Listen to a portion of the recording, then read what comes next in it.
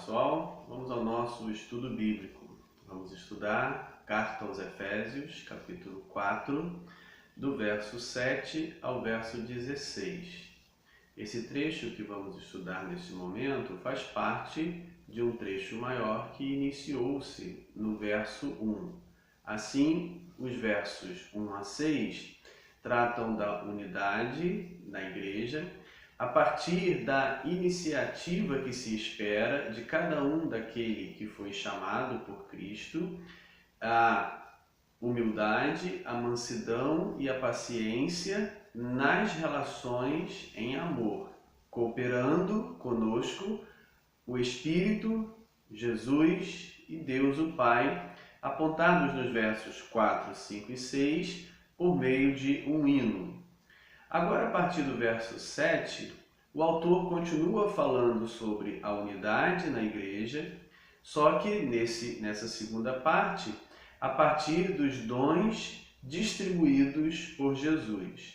Assim ele diz no verso 7: "E a graça foi concedida a cada um de nós, segundo a proporção do dom de Cristo", segundo a medida do dom de Cristo. Ou seja, primeiro, esta manifestação do dom, como o próprio sentido da palavra dom significaria, que é um presente, é uma manifestação a partir da graça, do favor imerecido.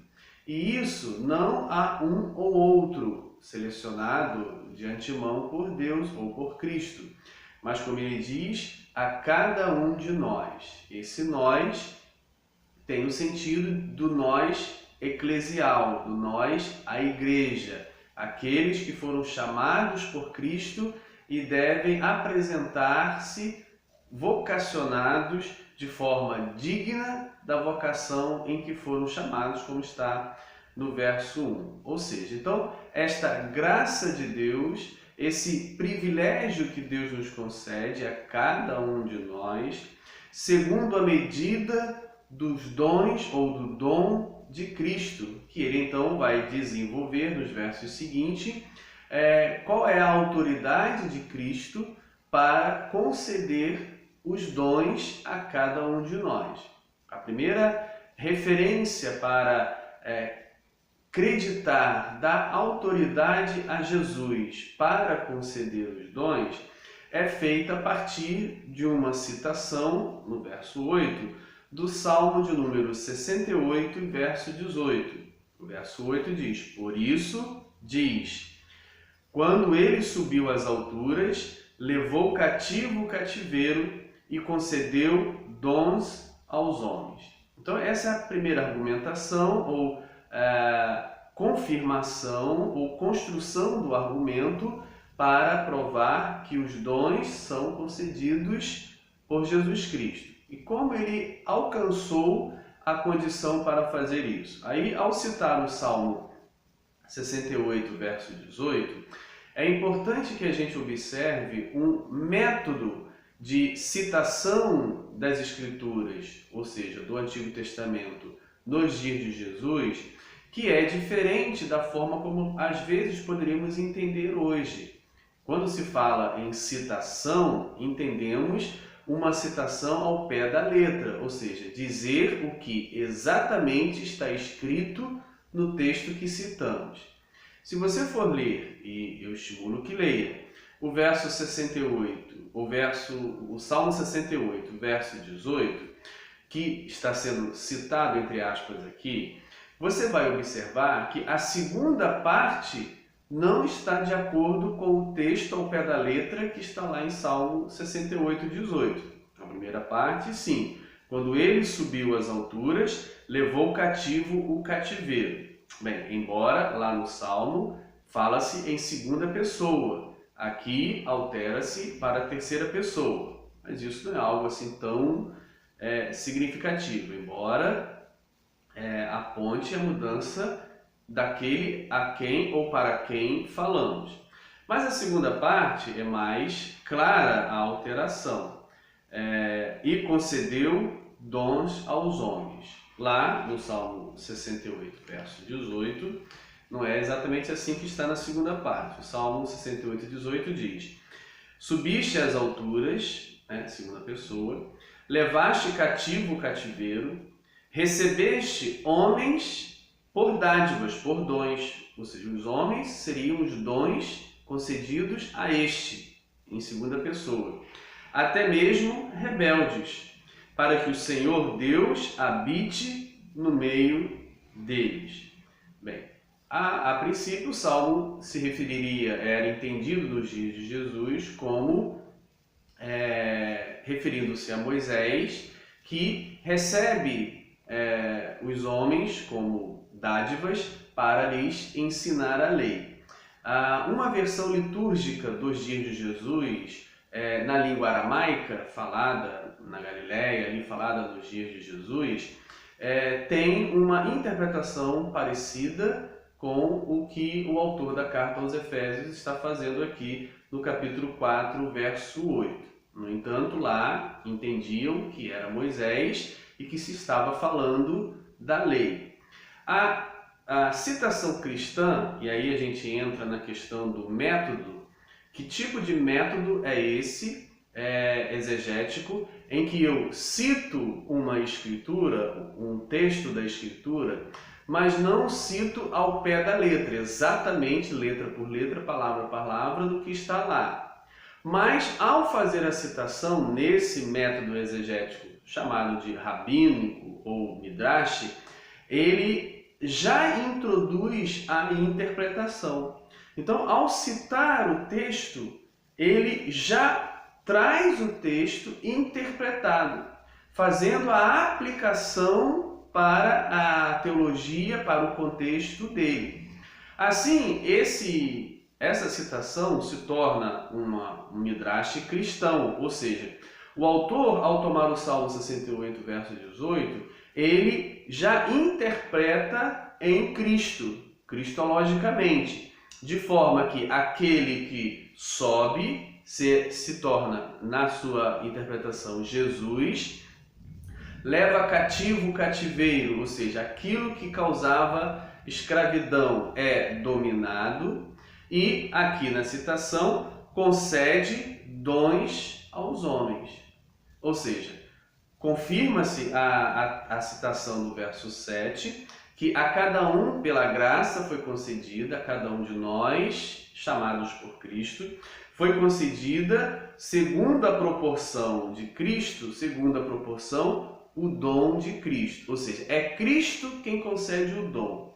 Bem, como se confirma isso na Escritura? Cita-se o Salmo 68, 18, já fazendo uma aplicação, já apresentando uma interpretação de que aquele que subiu às alturas é Jesus Cristo, e aí na igreja isso torna muito claro para os cristãos que Jesus foi assunto ao céu, Jesus vai sentar à direita do Pai, e então, estando à direita do Pai, ele está apto a conceder os dons aos homens. Então, a citação do Salmo 68, 18, já apresentando uma interpretação, uma exegese cristã, colocando já Jesus na leitura do texto, já visa falar à igreja e ratificar a igreja e mostrar à igreja que Cristo está autorizado a conceder os dons a cada um de nós, seus discípulos na igreja, porque ele subiu às alturas, ele foi assunto ao céu, ele morreu, ressuscitou e subiu da morte e subiu até a presença de Deus e agora está ao lado de Deus, intercedendo por nós e com isso dando dons aos homens. O verso 9 continua a argumentação dizendo, olha, que quer dizer subiu, senão que também havia descido às regiões inferiores da terra? Bem, primeiro ele aplica a subida a Jesus e agora traz para a igreja a comprovação histórica da presença de Jesus que morreu. Ao morrer, foi elevado, foi ressuscitado. E ao ser ressuscitado, subiu ao céu. Então ele diz, olha, o que quer dizer subiu? Senão que também havia descido, para justificar com isso que aquele que subiu, presume-se que havia descido. E com isso Jesus se enquadra na citação do texto das Escrituras. Porque se ele subiu, é porque também havia descido.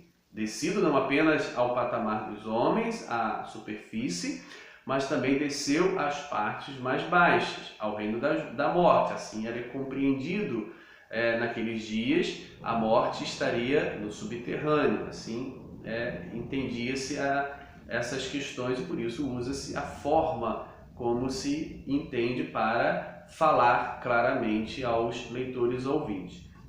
Com isso, ratifica a ideia de que é Jesus Cristo que o Salmo está falando, é dele que o Salmo se refere e para isso ele então está autorizado por ter subido, porque antes desceu, a distribuir os dons aos homens. Verso 10. Aquele que desceu é também o mesmo que subiu acima de todos os céus para encher todas as coisas. Ou seja, não apenas subiu, não apenas ressuscitou, não apenas foi assunto ao céu, teve sua ascensão à presença de Deus, mas muito além disso, ele recebe uma condição, ele recebe uma autoridade que é lhe colocado acima de todos os céus. A crença apocalíptica dos dias de Jesus, das camadas celestiais. Uma linha dizia 3 céus, outra linha dizia 7 céus, e ele então foi ao último sobre todos para mostrar que não apenas foi levado à presença de Deus, mas também na presença de Deus exerce o poder dado por Deus, o Pai, sobre todas as coisas. Aí confirma-se então o que ele vai fazer. E ele mesmo, esse mesmo, concedeu uns para apóstolos, outros para profetas, outros para evangelistas e outros para pastores e mestres. Bem, essa relação de dons aqui é bem mais simplificada do que a relação, por exemplo, que encontramos em 1 Coríntios capítulo 12. O objetivo aqui é um pouco diferente de Paulo em 1 Coríntios capítulo 12. Aqui a temática é a unidade da igreja e nessa unidade, para que ela aconteça, Deus ou Jesus concedeu dons à igreja, dons aos homens, para que cooperassem para o crescimento do corpo de Cristo. É importante lembrar algo que já disse em vídeos anteriores, a palavra igreja aparece na carta aos Efésios 9 vezes. E em todas as 9 vezes não se refere à igreja local, a um grupo de irmãos que se reúnem num determinado lugar. Ela se refere à igreja universal, no sentido totalitário do corpo de Cristo, a igreja universal. E assim, quando fala de igreja, na carta aos Efésios está se referindo a esse sentido universal e não no sentido local. Pois bem, ele mesmo concedeu uns para apóstolos, outros para profetas. Esses 2 ministérios já foram citados nos versos anteriores, capítulo 2, verso 20, edificados sobre o fundamento dos apóstolos e profetas, sendo ele mesmo Cristo Jesus a pedra angular. Bem, então a gente já percebe que essa dupla de ministérios forma um grupo, né? um primeiro grupo, apóstolos e profetas. Apóstolos, os enviados por Jesus, diretamente por Jesus, a levar o evangelho a todos os lugares, os quais Paulo se inclui. Profetas, os pregadores inspirados, que seguiam aos apóstolos, ou seguiram aos apóstolos, na comunicação desse evangelho, interpretando esse evangelho e aplicando esse evangelho diretamente de Deus no Espírito para aqueles que compunham a sua audiência. Bem, aí temos os outros 3 que vão formar um segundo grupo. Provavelmente, nesse segundo grupo, o autor da carta aos Efésios participa. Evangelistas que vão, à prática, realizar o mesmo processo dos apóstolos, ou seja, ir levar o Evangelho, ser enviado a levar o Evangelho, e pastores e mestres, que se aplica mais à questão do cuidado e do ensino a partir das tradições recebidas. Enquanto os profetas transmitem diretamente de Deus por inspiração a mensagem inédita ou a aplicação ainda não revelada, já pastores e mestres, especificamente mestres, já trabalham com a tradição recebida, com a mensagem recebida, com os textos recebidos, e então transmite esses textos e essa tradição recebida para os ouvintes, leitores do seu momento. É basicamente o que está fazendo o autor da carta aos Efésios, que trabalha, transmite como mestre a tradição deixada por Paulo, o prisioneiro de Cristo, à sua geração, ao seu momento histórico, reinterpretando essa tradição e aplicando a necessidade da igreja no seu momento histórico, muito provavelmente em torno dos anos 80, a esse momento da escritura da carta aos Efésios, anos 80 do primeiro século. Assim, ele não tem o objetivo de delimitar ou fazer uma explicação sobre qual é a função de cada ministério, de cada dom recebido aqui como ministério. Não é esse o objetivo, ele não entra nesse mérito de o que faz o apóstolo, o que faz o profeta, o que faz o evangelista. Ele não entra nesse mérito. A questão dele isto é concedido por Cristo para um objetivo, para um que e para um quem, que vai ser respondido logo em diante, que é isso que é o ponto que eu acredito que é mais importante. Os ministérios são dados para que e para quem. Eu acho que é aí que devemos nos concentrar. Verso 12, então, começa a apresentar o para que e para quem. Com vistas, ou seja, qual o objetivo? Ao aperfeiçoamento dos santos, para o desempenho do seu serviço, para a edificação do corpo de Cristo. Bem, nós teríamos duas possibilidades de interpretar esse verso 12.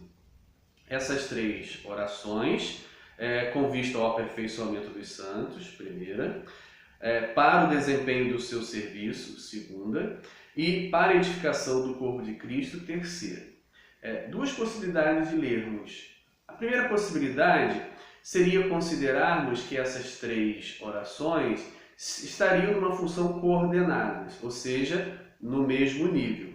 Os dons são concedidos e os ministérios são concedidos a um grupo de pessoas, né? E aí dividiríamos então a igreja aqui em dois grupos: aqueles que têm estes ministérios e aqueles que recebem o serviço desses ministérios. Essa é a primeira leitura possível. Depois vamos ver a segunda, não perca isso de vista. A primeira leitura possível é que aqueles que recebem estes ministérios devem então trabalhar para o aperfeiçoamento dos santos. Os santos aqui como termo significando toda a igreja. E aí os que recebem estes ministérios mencionados no verso 11 se constituiriam um grupo e os santos constituiriam um segundo grupo. Os que recebem estes ministérios usam-nos para os santos, para o aperfeiçoamento dos santos. Primeiro, no sentido coordenado. Segundo, para o desempenho do seu serviço. Terceiro, para a edificação do corpo de Cristo.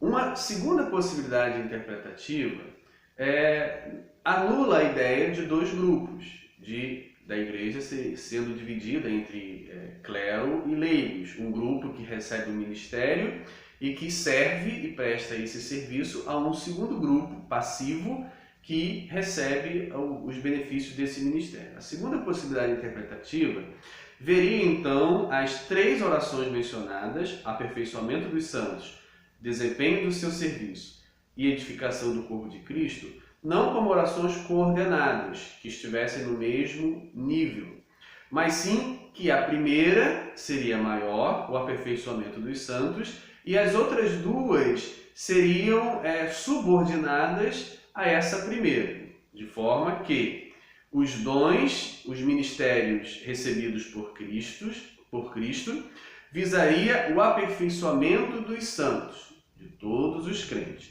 para que estes santos, todos os crentes, desempenhassem o seu serviço.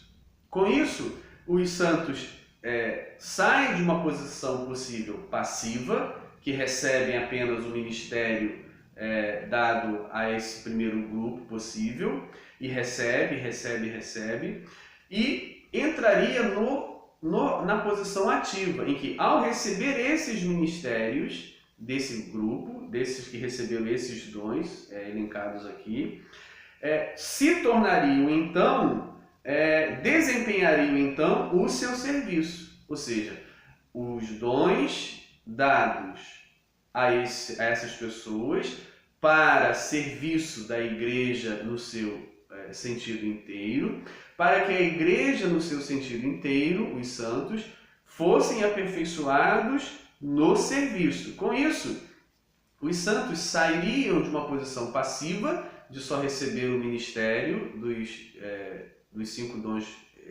mencionados, e se tornariam ativos, porque esses dons mencionados e usufruídos pelos santos tornariam os santos, então, ativos, participantes do serviço que cada um recebeu de Cristo para realizar. Então, percebe que haveria duas possibilidades interpretativas. Uma em que os santos são passivos, só recebem os ministérios elencados no verso 11, e numa segunda situação, os santos recebem esses ministérios para se tornarem ativos no serviço que Deus concedeu a cada um deles. Eu inclino-me mais para essa segunda possibilidade, em que os ministérios apresentados no verso 11, apresentados ao verso 11, ministérios esses não a uma igreja local, mas a igreja no sentido universal, por isso o plural. O plural aqui implica o sentido universal da igreja, ou seja, não que cada igreja local tivesse apóstolo, não que cada igreja local tivesse profeta, não que cada igreja local tivesse evangelistas, ou pastores, ou mestres no plural, mas que a igreja universal, a igreja universal, a igreja de Jesus Cristo, no seu sentido do corpo de Cristo, no sentido pleno, foi dado apóstolos.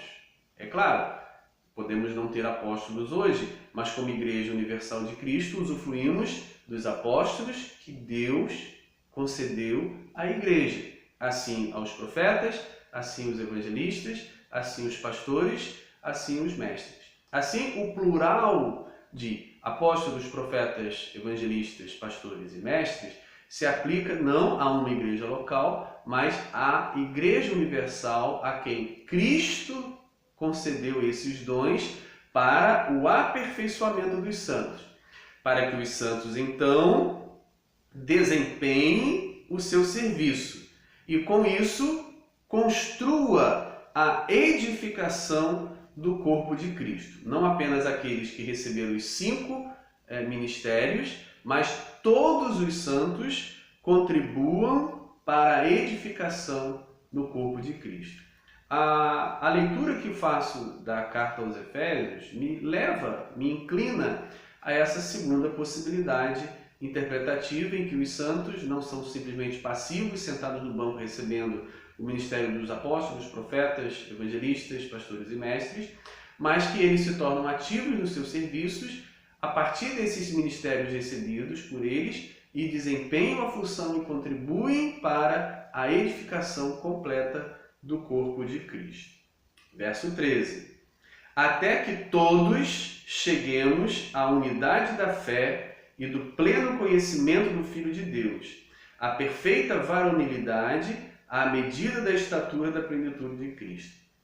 Acredito que o verso 13 corrobora com a segunda interpretação de que os santos, ao receber esses ministérios desses que receberam os dons se tornam ativos, com vista até que todos, ou seja, então não é um grupo passivo ou ativo dentro da igreja, mas até que todos cheguemos à unidade da fé. Ou seja, esse é o objetivo. Os dons são dados para a unidade na fé. Os dons não são dados para a divisão do corpo de Cristo, para que então um vá para lá, outro vai para cá e haja brigas e confusões e contendas. Os dons são dados para a unidade da fé, do pleno conhecimento do Filho de Deus. Pleno conhecimento do Filho de Deus, pleno conhecimento de Jesus. Para que um pleno conhecimento de Jesus? Porque Jesus é a referência. É a referência na sua maneira de agir, na sua maneira de viver, na sua maneira de se relacionar com as pessoas. Jesus é a referência. Ter o pleno conhecimento do Filho de Deus, saber exatamente como o Filho de Deus se comportaria nas situações de relacionamento com o outro, na igreja e fora da igreja, ter esse pleno conhecimento implicaria em viver esse pleno conhecimento. E isso, então, nos tornaria cópias, pequenas cópias de Cristo, e ao viver a semelhança de Cristo, na sua plenitude, contribuiríamos para a unidade da fé. Então, são três aqui as questões elencadas no verso 13. Até que todos cheguemos à unidade da fé e do pleno conhecimento do Filho de Deus, a perfeita varonilidade, né? Ser um homem perfeito, ser uma pessoa perfeita, um ser humano perfeito, à medida da estatura da plenitude de Cristo. É interessante que o autor da carta aos Efésios coloca diante de nós a possibilidade de chegar-se à medida da estatura da plenitude de Cristo. Coloca a possibilidade de nos tornarmos seres humanos perfeitos. Coloca a possibilidade de termos realmente, de chegarmos à unidade da fé a partir do pleno conhecimento do Filho de Deus. Ou seja, ele não coloca isso como algo que não vai acontecer, mas ele coloca diante de nós um caminho a trilhar, um alvo a se buscar. Ou como se a gente contemplasse lá no final a possibilidade de chegar a isto. E com isso nos anima, nos motiva a caminhar nessa direção, pois o autor acredita, e também acreditamos, que os dons que são concedidos por Cristo, a partir lá do alto onde ele chegou, visa a unidade, o aperfeiçoamento do seu corpo. Assim, os dons são para edificação do corpo de Cristo e não para destruição do corpo de Cristo. É para que nos aproximemos mais de Cristo, para que nos tornemos mais semelhantes a Cristo e não para dividir ou nos tornarmos diferentes de Cristo. Quando que alguém com o dom se torna diferente de Cristo? Quando ele usa o dom para benefício próprio. Aí ele se torna diferente de Cristo. Ele está longe de Cristo. Quando ele usa o dom para abusar das pessoas, para manipular as pessoas, para explorar as pessoas, para se tornar acima das pessoas, superiores às pessoas, aí ele se afasta de Cristo. Mas quando usamos o dom para o bem das pessoas, como servos das pessoas, aí nos aproximamos da plenitude, do varão perfeito, da pessoa perfeita, do ser humano perfeito que Cristo foi. Verso 14, para que não mais sejamos como meninos, agitados de um lado para outro e levados ao redor por todo vento de doutrina, pela artimanha dos homens, pela astúcia com que induzem ao erro. Quando ele coloca aqui a oposição entre meninos e perfeitos, está claro que ele está falando para a igreja, para cada um de nós. Ou seja, para não nos tornarmos meninos e sermos pessoas perfeitas. Ou seja, então o perfeito aqui não pode se referir apenas a Cristo, porque o menino está se referindo a nós. Então, o contrário disso, perfeito. E o objetivo dele é que nós não sejamos meninos levados de um lado por outro pelos ventos de doutrinas e ensinamentos, como muitas pessoas utilizam o seu conhecimento para manipulação, mas seguindo a verdade em amor. A palavra amor apareceu no verso 2, vai aparecer no verso 16. Cresçamos em tudo naquele que é o cabeça, Cristo, de quem todo o corpo, bem ajustado e consolidado, pelo auxílio de toda a junta, segundo a justa cooperação de cada parte, cada um tem uma função nessa cooperação, efetua o seu próprio aumento para a edificação de si mesmo em amor. A palavra amor finaliza. A palavra amor começa lá no verso 2, para que tenhamos atitude de humildade, mansidão e paciência em amor, e para que exerçamos os dons, cooperando para o crescimento de cada parte do corpo de Cristo em amor. O amor é o norte para vivermos a unidade. Que Deus nos ajude a alcançar esta unidade.